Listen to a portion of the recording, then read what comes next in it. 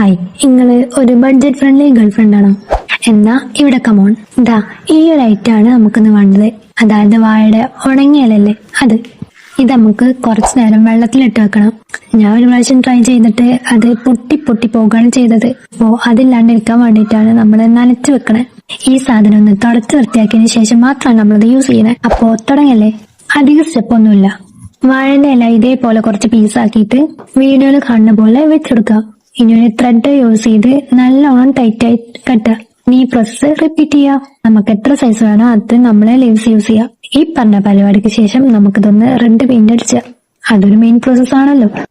ഇനി നമ്മൾ റോസ് ഒന്ന് ഉണങ്ങാൻ വെക്കണം. ഇനി ഇതേപോലെ ഒരു കമ്പെടുക്കുക. കമ്പോ 1 കിലോ എന്താണേലും കുഴപ്പമില്ല.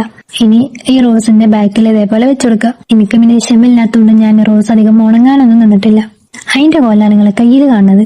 എനിവേ, ഇനി അടുത്ത സ്റ്റെപ്പ് ഒരു ഗ്രീൻ ടാപ്പ് ഇതേപോലെ ചുറ്റി കൊടുക്കുക. അപ്പോൾ ഇതാണ് ഫൈനൽ ലുക്ക്. എനിക്ക് ഇതിന്റെ ഔട്ട്കം വല്ലാണ്ട് അങ്ങോട്ട് ഇഷ്ടപ്പെട്ടിട്ടൊന്നുമില്ല. കാരണം എന്താന്ന് വെച്ചാല് ഈ പോർഷൻ എനിക്ക് എന്താ ചെയ്യേണ്ടെന്നത് എത്തും വരെയുണ്ടായിരുന്നില്ല.